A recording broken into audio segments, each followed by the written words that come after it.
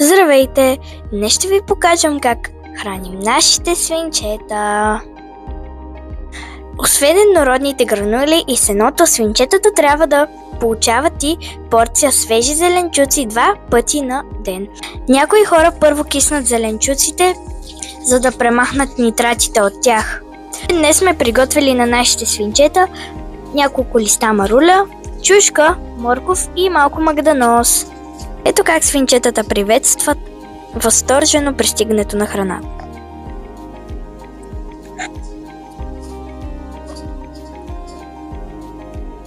Нашите свинчета веднъж седмично получават дресинг от витамин С.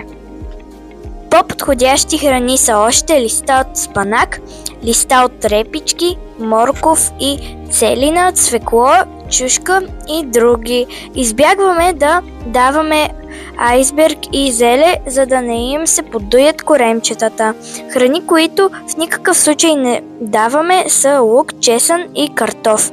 Ако се съмнявате за някой плод или зеленчук, първо проверете в интернет. И все пак най-голяма част от хранителната им пирамида заема сеното. То е много важно за зъбките и храносмилането им. Затова никога не бива да я оставяме без сено. А вие как храните вашите свинчета? Кои са любимите им храни? Моля, напишете в коментарите.